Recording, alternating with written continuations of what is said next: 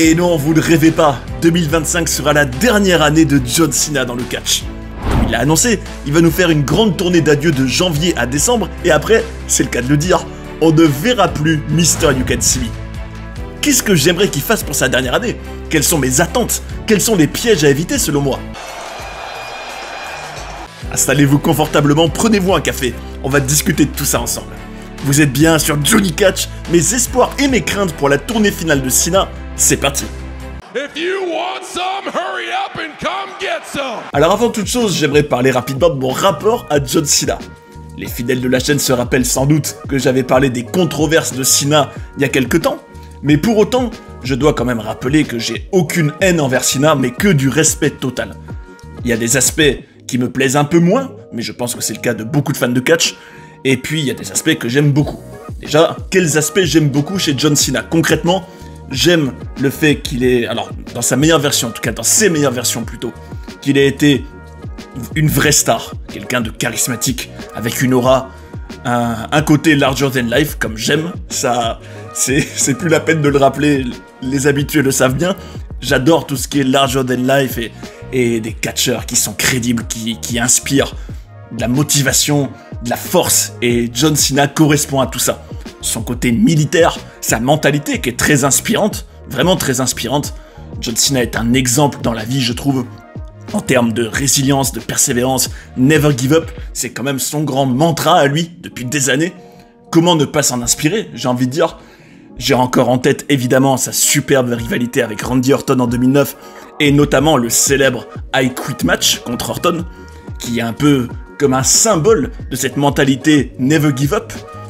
J'ai en tête d'autres matchs, alors par-ci par-là, je pourrais citer certains qui m'ont marqué, par exemple, celui contre AJ Styles à SummerSlam 2016 m'a marqué. Après, il y a aussi la période où il était champion avec son long règne, vers 2006-2007, où je me souviens d'une rivalité contre Bobby Lashley, qui était super. Bien sûr, l'adversaire fétiche Randy Orton, il y a des matchs en pagaille.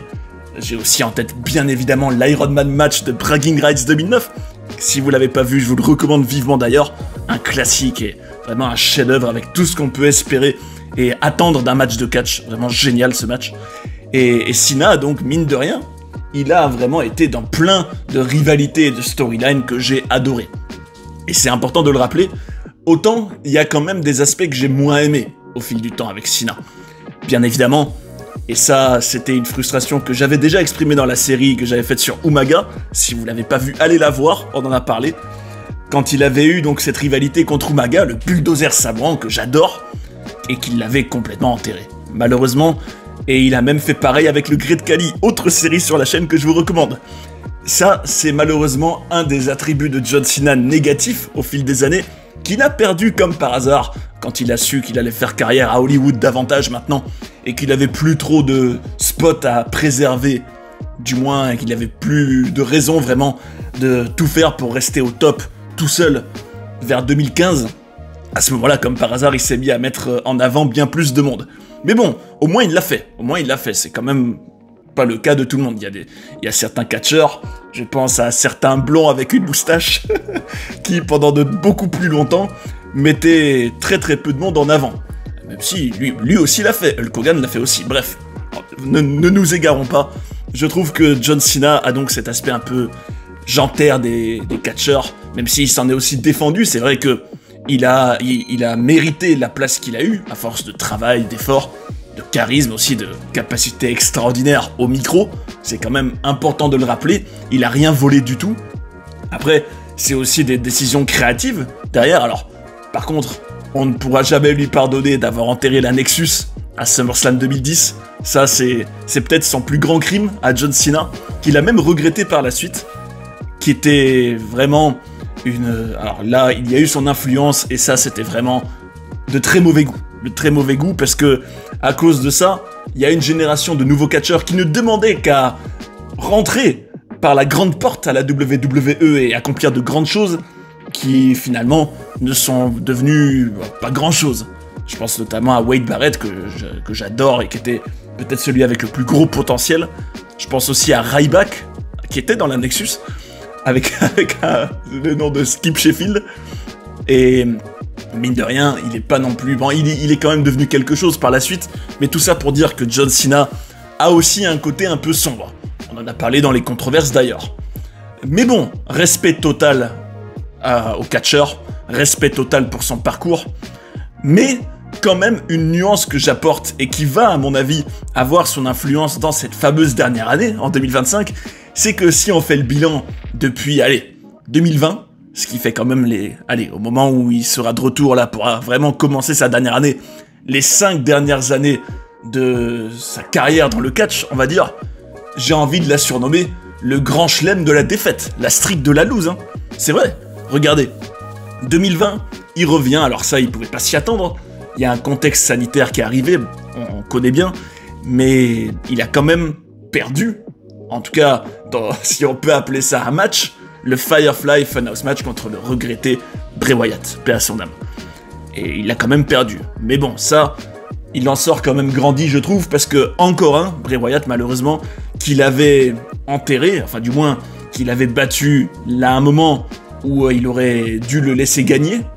Je pensais évidemment à WrestleMania 30, le premier Bray Wyatt contre John Cena, et donc d'une certaine manière, il en sortait quand même grandi de quand même mettre en avant Bray. Un peu tard, mais il l'a quand même fait. Ensuite, on le revoit pour le fameux Summer of Cena 2021, et son match contre Roman Reigns. Alors autant, j'ai un excellent souvenir de ce match et de cette rivalité, même si elle n'était pas parfaite. Je me rappelle que t'avais déjà Finn Balor et même Baron Corbin au milieu, qui avaient rien à faire là. Par contre, les promos, purement les promos, même s'il n'y en a pas eu assez à mon goût, entre Roman et Cena, étaient super. Je trouve ça, j'avais beaucoup aimé. Et je regrette juste que, on va dire, par certains moments, c'était quand même un petit peu simplet. Je me rappelle qu'à cette époque, à cette époque, dans la rivalité avec Roman plutôt, il faisait le one, all I need is 1, 2, 3. C'était ça, répété beaucoup. Un côté que j'aime pas trop de Cena, dans ce que je pourrais aussi rappeler, c'est son côté puéril, son côté très PJ. Alors, est-ce qu'on l'impose, est-ce qu'on veut qu'il soit comme ça, c'est très bien possible. Il est quand même le visage de la WWE version politiquement correcte. Et donc, c'est vrai que tout ce qui est gamin, lourd, il est un peu un spécialiste. Mais bon, il a aussi été capable, plein de fois dans sa carrière, d'être très crédible, très intense, très sérieux. Je pense au John Cena, t-shirt noir, on se rappelle dans Inside Catch Attack, les habitués savent que j'étais fanatique de la période où il venait de revenir, Royal Rumble 2008, avec son superbe t-shirt, sa tenue qui était magnifique, noir et orange, vraiment génial. Et c'est pour ça que on peut dire que j'ai un peu un rapport amour-haine à John Cena. Bref, il y avait eu donc cette rivalité contre Roman Reigns. Bon, il s'était fait tataner au final, mais il y avait eu du suspense quand même. Notamment parce que dans son entrée à SummerSlam 2021, je me rappelle que en voyant sur sa charte graphique on va dire des choses qui rappelaient le fait qu'il avait égalé le record de Ric Flair déjà il y a quelques années, le fameux en gros 16e titre de champion du monde, ce qui est en gros seulement Ric Flair et lui l'ont fait dans l'histoire, ce qui est quand même un accomplissement énorme. Mais donc il avait beaucoup de choses laissé penser qu'il avait peut-être le chemin, le passeport pour aller battre le record de Flair. Et c'est pour ça qu'il y avait eu quand même du suspense. Mais bon, Roman l'avait quand même massacré. Et ensuite, ce qu'il y a eu de marquant, pour résumer, on va dire, depuis en gros ce SummerSlam 2021, on pourrait mentionner, il était revenu toute fin 2022 pour aller affronter en équipe Roman une nouvelle fois. C'était histoire d'avoir quand même un match en 2022, parce que il nous disait qu'il avait eu un match chaque année à la WWE depuis très longtemps, et c'était vraiment fait pour ça, j'ai l'impression. Mais bon, ce qu'on peut relever de marquant ensuite, c'est qu'il a quand même affronté Austin Theory à WrestleMania 39, WrestleMania Hollywood. Une rivalité donc pour laquelle il était revenu. Je me rappelle d'une promo où il avait vraiment mis sous terre Austin Theory, qui en sortait vraiment pas grandi du tout. Mais bon, c'était un peu le challenge John Cena, j'ai envie de dire. Soit Austin Theory devait step up et se montrer à la hauteur du leader de la C-Nation en termes de promo, soit il échouait le test et c'était terminé. Et je me rappelle que ce match-là, WrestleMania 39, je trouve qu'il avait rien apporté, ce match. Alors, non seulement Je me rappelle que c'était un booking du lâche, comme j'aime bien l'appeler, où Theory gagne, mais c'est pas du tout legit, et Cena en sort quand même très fort. Plus, j'avais carrément détesté, et c'était déjà le cas en réalité dès 2021, le physique de John Cena. Quand on est habitué à la machine à muscles qu'il a été pendant des années, bronzé aussi, et que tu le vois bien plus blanc, bien plus maigre, tu te dis, si c'est pour revenir dans une version pourrie, ne reviens pas, John, reste à la maison. Parce qu'il l'a lui-même dit, et d'ailleurs je vous recommande des interviews, des cocktails d'anecdotes sur la chaîne, où on avait parlé de John Cena, notamment, où il avait raconté, qu'il s'était mis au yoga, qu'il avait dû perdre aussi même du poids, enfin du poids, surtout de la masse musculaire pour Hollywood, qu'il trouvait lui-même que ça passait mieux à l'écran quand il était plus mince, on va dire. Ce qui est son avis, hein, mais on pourrait quand même lui répondre, ben regarde, l'acteur le mieux payé au monde et qui a le plus de succès au monde, The Rock, il y a presque pas plus musclé que lui comme acteur. Donc, ouais, bon, il a le droit, on respecte le choix de John. Et donc, il a donc ce physique qui, à mon avis, se dégrade, et cette version de lui-même qui est vraiment comme une ombre de ce qu'il a été jadis.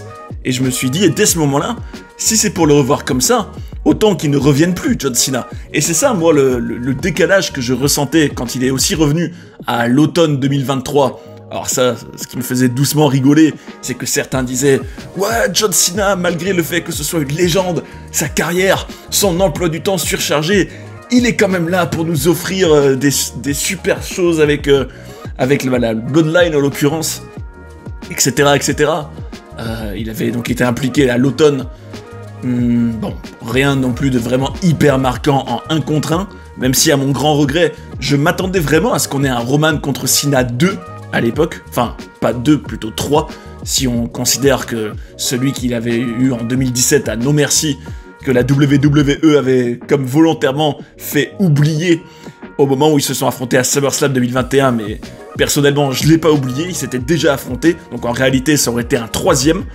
Bref, tout ça pour dire que ça me faisait doucement rigoler que certains disent « Ah, John Cena, quelle générosité !» alors que c'était la grève des scénaristes à Hollywood et qu'il avait tout simplement rien à faire.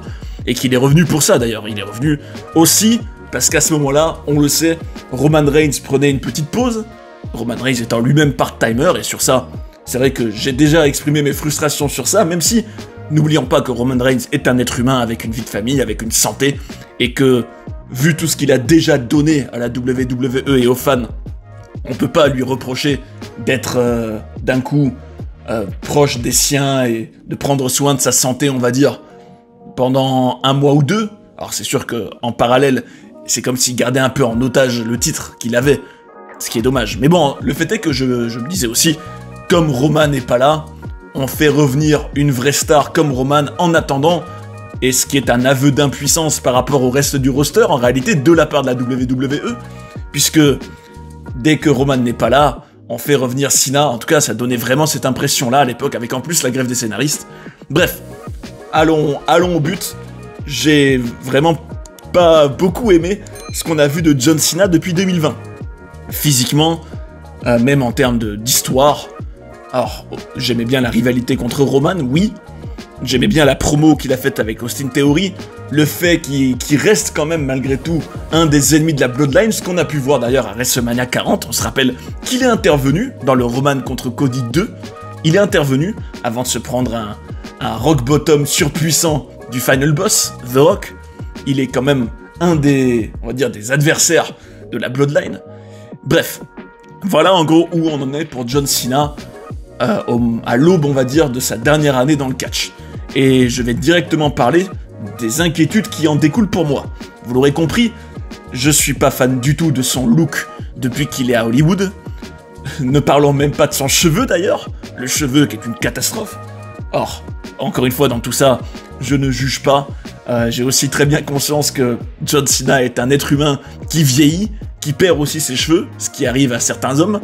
Et donc, je peux pas non plus le critiquer pour son physique alors qu'il y est pour rien, ça se trouve. Et malgré tout, en tant que fan, j'aime pas voir un Cena chevelu, blanc et beaucoup plus maigre qu'avant. C'est pour ça que mon inquiétude, slash ma crainte, slash ma grande attente pour 2025, et il aura eu tout le temps nécessaire, je pense, pour s'y préparer, c'est que John Cena, en l'honneur de sa grande carrière légendaire, en l'honneur de tout ce qu'il a fait de grand et de respectable dans le catch, qui nous revienne dans la forme de sa vie. Alors peut-être qu'il sera pas, on va dire vraiment, la meilleure version possible absolue, mais au moins une version qui s'en rapproche. Je ne demande pas grand-chose. Alors c'est vrai que ça demande quand même d'aller à la salle, de travailler dur, d'avoir toute une discipline et une hygiène de vie vraiment très, on va dire, contraignante d'une certaine manière pour en arriver là. Mais bon, j'aimerais beaucoup voir Cena en tout cas, c'est ce que j'espère en 2025, un Cena plus musclé que ses dernières apparitions, un Cena plus bronzé, un Cena qui revient aux cheveux plus courts. Je trouve que le cheveu long, ça lui va pas du tout. C'est un peu comme si le cheveu était le reflet de la personne, et c'est vrai que depuis qu'il a les cheveux plus longs, bah, ce que fait Cena est vraiment bof bof bof. Bref, autre attente, autre inquiétude pour 2025. Comme je l'ai dit, il a quand même enchaîné la défaite, du moins quand c'était le plus important. J'ai en tête bien sûr donc Roman Reigns à SummerSlam 2021, Austin Theory à WrestleMania 39, ce qui représente quand même 2 défaites très marquantes. Très marquantes, c'est vrai. Et c'est quand même quelque chose qui m'inquiète. Je me dis, John Cena peut en gros être présenté comme le GOAT, le Greatest of All Time, ce qui est encore de la connerie de marketing pour moi, mais bon, je comprends, puisque il faut surhyper tous ceux qui sont encore là, et ils ont tout intérêt, la WWE, à le présenter comme le plus grand de tous les temps, ce qu'il n'est pas à mes yeux. Il en fait partie, oui, mais pour moi, il n'y a pas qu'un seul plus grand de tous les temps. D'ailleurs, quand vous verrez la suite de l'interview de Randy Orton avec Cody Rhodes bientôt sur la chaîne, vous verrez que Randy Orton, on est du même avis, lui aussi, trouve qu'on peut pas désigner un seul, déjà plus grand de tous les temps, et que tout ça, c'est purement subjectif. C'est lesquels, on va dire, te font le plus réagir, avec lesquels tu connectes le plus, mais tu peux pas dire machin est le plus grand. C'est pour ça que tout ça est du pur marketing de la WWE, et il faut, on va dire, lire entre les lignes. Bref, John Cena a beau être présenté comme le plus grand de tous les temps, et vivre un peu ou se reposer sur son statut, il n'en demeure pas moins vrai qu'il a enchaîné la défaite depuis des années, et qu'il arrive dans cette dernière année 2025 avec une crédibilité vraiment presque à la rue, j'ai envie de dire, et qu'il faudra rectifier ça au plus vite. Et ne pas nous prendre pour des imbéciles en le faisant d'un coup battre tout le monde, alors que pendant des années, quand c'était pas encore sa dernière année et qu'il était pas encore, enfin du moins, qu'il était beaucoup moins dans le spotlight qu'il va l'être maintenant, d'un coup il pouvait perdre, ça posait pas problème. Faudrait pas nous prendre pour des imbéciles. Donc c'est un peu mon inquiétude, c'est comment John Cena va avoir de la crédibilité pour avoir des gros matchs, alors que en 2023, il perdait contre Austin Theory à WrestleMania. D'ailleurs, parenthèse, qu'est-ce que ça a apporté à Austin Theory entre-temps? Alors c'est pas la faute de Cena, hein, mais j'ai l'impression que c'était un peu un match pour rien, alors que c'est censé mettre en avant un jeune de la nouvelle génération. Bref, là je suis quand même pas mal dans le négatif. J'aimerais aussi dire un dernier truc qui m'inquiète pour 2025 pour Cena, c'est que j'ai peur quand même malgré tout que tout s'enchaîne sans histoire, puisque c'est un peu une tournée. Toute l'idée, d'ailleurs, il a fourni une liste à la WWE apparemment selon les dernières nouvelles, d'adversaires qu'il aimerait affronter en 2025. D'ailleurs, précisons qu'il va faire apparemment 36 shows en 2025, dont à coup sûr le Royal Rumble, Elimination Chamber et WrestleMania. Donc on peut considérer qu'il aura une rivalité à WrestleMania, qui sera présent dans la route vers WrestleMania, qui sera d'ailleurs peut-être un des visages de la WWE sur Netflix, ce qui serait idéal je trouve. Autant mettre tous les plus grands noms à Netflix pour susciter un maximum d'intérêt de la part des viewers Netflix. Bref, surtout qu'il a aussi cette notoriété depuis quelques années en tant qu'acteur aussi, donc c'est idéal pour Netflix. Le fait est que j'ai peur que le concept de tournée avec une liste d'adversaires qui doit enchaîner en 2025 incite davantage à faire quelque chose que la WWE fait trop, à mon grand regret, c'est-à-dire les matchs. On enchaîne des matchs, on enchaîne des super matchs, c'est génial, tout le monde est content, this is awesome, holy shit, c'est super. Sauf que moi, je déteste ça, je vomis tout ça. Même si, enfin je vomis ça, j'exagère un peu. On va dire que il y a des choses positives dans ça, il y a le côté qui peut être spectaculaire, divertissant. Quand t'es sur place et que tu vois le show sur place, tu passes un bon moment, t'es aussi heureux de voir John Cena en action, mais purement ce qu'on en retiendra sur le long terme, j'ai envie de dire que c'est davantage les émotions, les histoires, les rivalités, les promos, que les matchs. En tout cas, c'est ce que j'espère. Et j'ai bien peur que le fait d'enchaîner comme ça les adversaires pendant un an, ce qui va sans doute arriver, incite la WWE à ne pas raconter vraiment d'histoire, si ce n'est l'histoire que c'est la dernière grande tournée de Cena et que on nous offre une dernière fournée, comme on pourrait les appeler, de matchs avant qu'ils disparaissent, et qu'on prenne pas du tout en gros le soin et qu'on fasse pas l'effort plutôt de vraiment le mettre dans des storylines plus psychologiques, plus profondes. J'ai peur que tout ça s'enchaîne sans vraiment de la substance. Par contre, et là c'est mes grands espoirs pour 2025, les rivalités potentielles et les matchs potentiellement excitants ne manquent pas pour John Cena, ça c'est sûr. Ça a été sa grande qualité tout au long de sa carrière pour moi. Citez-moi quelqu'un qui ne va pas du tout avec John Cena. Franchement, je serais surpris si vous arrivez à en citer plusieurs. Peut-être un, mais sérieusement, John Cena va avec tout le monde.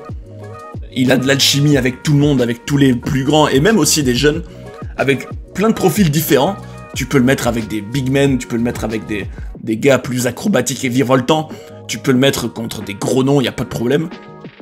Et c'est pour ça que je me dis, en voyant le profil de Cena, il y a plein de choses qu'il peut faire en 2025. Alors évidemment, mon grand espoir, et c'est aussi celui de la vipère en personne, c'est d'avoir un dernier Cena Orton. C'est vrai, comment ne pas faire Cena Orton une dernière fois, son adversaire fétiche, la rivalité de l'époque Catch Attack, j'ai envie de dire, qui nous a tous marqués en tant que fans de catch, francophone en tout cas. Comment ne pas faire Cena Orton une dernière fois, c'est obligé, faut le faire. Après, c'est les circonstances qui, moi, m'interrogent. Je me dis, Orton et Cena sont peut-être les deux seuls actuellement avec qui on peut encore peut-être battre le record de Ric Flair, le fameux des 16 titres de champion du monde. Cena l'a égalé, Orton est à 14. Est-ce qu'il n'y aurait pas un moyen d'ici la fin de 2025 faire en sorte que les deux soient à égalité au moment de s'affronter et de trouver une pirouette? C'est ça le plus compliqué, surtout que créativement, la WWE c'est très limité en général, surtout depuis quelques années. Alors ma grande inquiétude, c'est auront-ils l'intelligence d'une manière ou d'une autre d'être assez créatifs pour mettre en jeu le record de Flair entre Orton et Cena? Si oui, alors là je serai le plus heureux, c'est ma plus grande attente et mon plus grand espoir pour sa tournée d'adieu, et je trouve même que ça devrait être le tout dernier en 2025. Alors autant, j'étais un peu aussi de l'avis de faire ça pour WrestleMania, parce que Cena et Orton ne se sont jamais affrontés à WrestleMania. Ce qui est un peu une hérésie, vu à quel point cette rivalité est iconique. Mais d'un autre côté, je me dis, qui mérite d'être le dernier adversaire de Cena? Avec qui l'histoire serait la plus belle, en gros, pour être le dernier qui fait face à John Cena dans le ring? Je trouve que c'est Randy Orton, je trouve que c'est lui, et ce serait superbe, ce serait même émouvant et vraiment légendaire que Cena dise adieu au catch et à la WWE après un dernier match contre Orton, son adversaire fétiche. Vraiment pour moi ce serait superbe. Et si en plus il y a en jeu le record de Flair, encore mieux, même si le problème, c'est vrai que si on est un peu lucide, si le record de Flair est en jeu pour le dernier match de Cena, il y a de fortes chances que ce soit Orton qui gagne, puisque Orton après aura le titre, et qu'après si Cena a le titre, il sera obligé de le rendre vacant, même si ça pourrait être aussi un choix de se dire, bah non, Cena gagne le titre une dernière fois dans son dernier match, il le rend juste après, mais au moins il a battu son record. Et ce serait aussi un choix qui peut s'écouter. En tout cas, j'espère un Cena Orton pour le record dans l'idéal, et je pense que ça devrait être plutôt fin 2025 pour la fin de la tournée. Ou alors à WrestleMania. Parce que c'est vrai que, pour moi, Orton est le numéro 1, mais qui d'autre, personnellement, j'ai envie de voir contre lui? J'ai envie de voir ce qu'on n'a pas eu, malheureusement, à l'automne 2023, ce que j'aurais aimé qu'il y ait à SummerSlam 2021, De quoi je parle précisément? Je parle d'un match contre Roman Reigns, mais pas n'importe lequel. Un match I Quit. Ça, c'est une stipulation dans laquelle j'aime voir John Cena, parce qu'il est Monsieur Never Give Up. On se rappelle de celui contre Randy Orton en 2009. Un I Quit match contre Roman. Pouvez-vous seulement imaginer le suspense absolu? Parce que Roman n'a jamais abandonné, Cena non plus. Du moins, jamais vraiment tap out ou jamais vraiment dit I quit. À la limite, ça peut arriver de pass out, mais ce qui n'est pas abandonné. Donc il y aurait un suspense énorme. Alors c'est sûr que j'aurais préféré que ça arrive au moment où ça aurait le plus servi Roman, à SummerSlam pour moi. Ou alors à l'automne 2023 pour raconter une nouvelle histoire avec Cena, basée sur le fait de qui des deux va abandonner. Bon, ça aurait été Roman qui aurait gagné, hein, mais je pense que ça aurait été le plus logique. En tout cas, un dernier Roman Cena, vu leur alchimie, je signe direct. Après, la question c'est, est-ce que Cena va faire ce qu'il n'a jamais fait de toute sa carrière en 2025, et enfin être heel? Ça aussi, c'est un vrai suspense. En tout cas, on se rappelle aussi qu'il avait eu une interaction avec Cody Rhodes en retournant backstage, pendant qu'il croisait Cody Rhodes. On avait pu lire des rumeurs comme quoi Cody lui aurait demandé de lui offrir un match, ou du moins de s'affronter. Donc je pense que Cody Rhodes, déjà, serait le plus heureux d'affronter Cena, surtout vu à quel point il en parle souvent en interview, on l'a vu sur la chaîne. Il le mentionne souvent un peu comme sa référence, John Cena, puisque n'oublions pas que quand Cody a débuté à la WWE et dans le catch, John Cena était le visage de la WWE, l'exemple à suivre pour tous, et c'est pour ça que ce serait très symbolique qu'il affronte John Cena. Je trouve que ce serait super que ça arrive, et là, pour le coup, on aurait un passage de témoin entre Cody Rhodes et John Cena.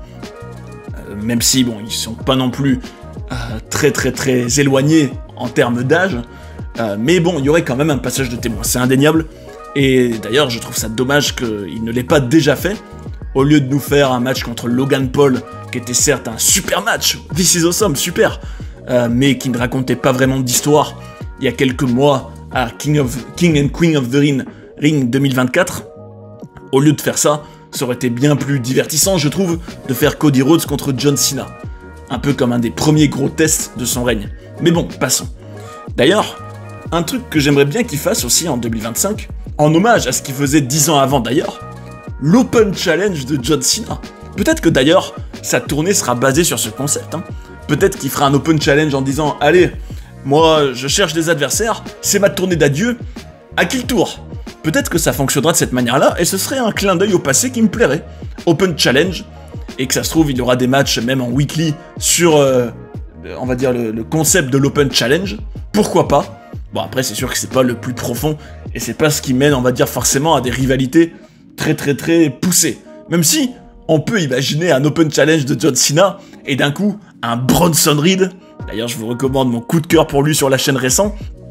Un Bronson Reed qui répond au challenge, qui massacre John Cena, et qui en sortirait méga fort Bronson Reed, ça lui ferait le plus grand bien, pour vraiment prendre une autre dimension, on va dire. Et puis je signerai aussi, mine de rien, n'oublions pas, hein, qu'on a eu une interaction entre les deux à WrestleMania 40, le fameux Rock Bottom que j'ai dit tout à l'heure. Ils s'étaient même d'ailleurs croisés en coulisses quelques mois avant que The Rock fasse son heel turn et devienne le final boss. Ils s'étaient croisés en coulisses à un SmackDown. Ils avaient même fait cas là. Donc, pourquoi pas faire un Rock contre Cena 3, tant qu'à faire. Bon, après c'est vrai que... bon, je sais pas ce que ça vaudrait.